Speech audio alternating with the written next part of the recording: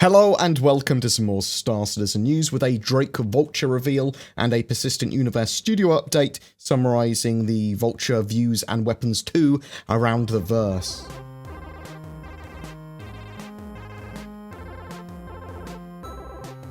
Drake Vulture preview, reveal info, all that sort of jazz. So the Drake Vulture is the ship that they've been teasing over the last few days and will be the next concept ship to go on sale. It's a salvage ship for a single person. It's on sale from the 15th of June to the 18th of July, starting from $120. It's got scrap grinders and compressors and a small cargo area, and it's basically seen as the first tier offering into the salvage profession in the game.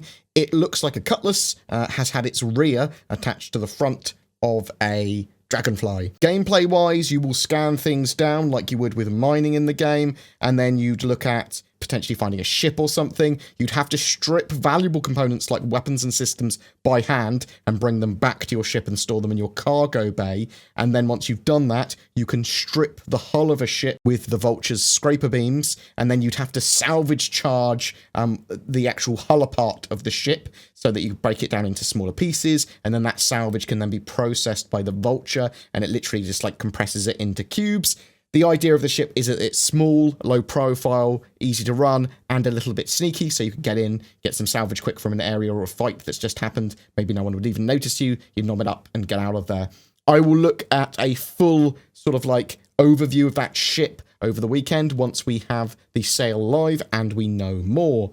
So, a Persistent Universe update. They showed how the concept art for mission givers, the new ones, have evolved. They're kind of fine-tuning the animations and testing them as well for Battaglia, Brunt, and Clem. So these are all new NPCs that we will see in the verse very soon. They showed off some potential colour options that might be available for the updated RSI flight suits. It also looks like they can pretty much do anything colour-wise that they want, but they don't want to just chuck in everything willy-nilly. There is iterations to the scanning and radar features being made for mining as it's being tested in the PTU by the Evocati currently. They are still working out the look of the grid size and the points of interest that you'll see once you actually do a ping. They're like sort of like the fuzzy areas.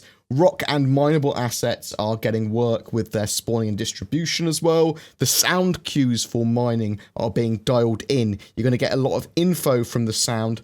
Also, the mining laser and tractor sounds are really cool now.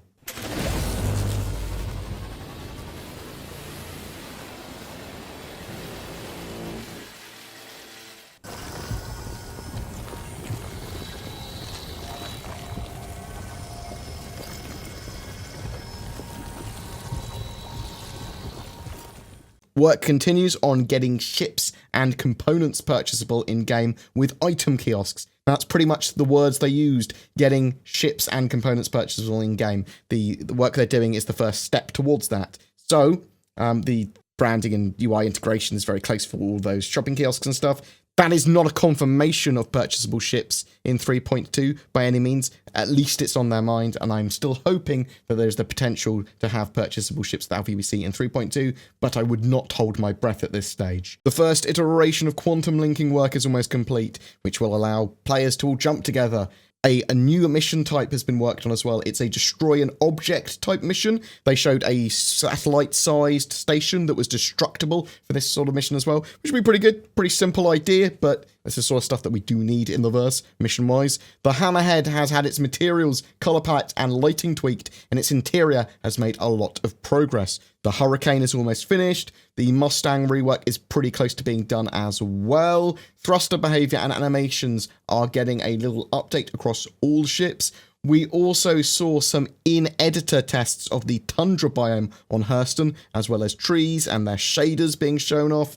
Lawville actually looks like it has some areas near completion as well. There was a weapons feature as well, showing off the last two weapons that are going to be in 3.2 from last week. We saw another two. It's a double-barreled bolt-action sniper rifle. This time, the Castic Arms Scalpel sniper rifle. You're going to be able to fire the shots off one at a time if you want, or two extremely rapidly, almost double-barreled, but there's a slight delay, and there's going to be a little bit of recoil to deal with when you're firing it like that, a little bit more than normal. It has 8 rounds per magazine, and every 2 shots you'll have to do a quick bolt action to load them in. Compared to the Arrowhead energy sniper rifle, you're going to be more limited on ammo, it's got heavier recoil, and a longer cycling time. Also, there is a new Distortion Repeater for ships, size 1 to 3, that they're putting in the game for 3.2. It's built to get sustained regular distortion damage onto the shield and then systems of a ship. So it's supposed to have like sustained, regular, reliable damage. It's sort of like got this high-tech clinical look. Changes and upgrades to the weapon are going to be very subtle as well. It's the first weapon in-game manufactured from Associated Science and Development, and they do have that very sort of like scientific medical look to their gear, it seems. Star Citizen Alpha 3.2 is still with the Evocati. I would expect that to go to wider PTU, so at least subscribers and concierge between now and next Friday. So think between now and the 22nd of June. That is my expectation. This month's featured spotlight is the Damar Rally, and they're giving away a rally pack of a Tumbrel Cyclone and an Aegis Vulcan, which coincidentally is all the hardware you need to enter the rally. The Damar Rally is an annual community organised event which is set to have its inaugural endurance race on the 27th of January 2019. There will be 3 divisions over a 300-kilometre course set on Crusader's moon, Damar. It is an in-game event, and I am very much up for these. A 4-person crew can sign up their team now with a ground vehicle and support vehicle. More info, the sign-up and complete rulebook can be found on damarrally.com. All you need to do to be in for a chance of winning that rally pack, though, is be subscribed to my channel and comment on any of my videos throughout June. 1 per video. Each video gives you another chance to win. Also, I'm working with Shadow, which is a cloud-based subscription gaming PC service that gives you an alternative to upgrading, but also as a gaming PC anywhere. I'm trying to make the service as Star Citizen friendly as possible, but please check that out again in the description below if you're interested, and using the promo code BoredGamer will give you a discount too if you decide that you like it. Thank you very much for watching. Please don't forget to like and subscribe, as it really does help me, and I'll see you in the verse.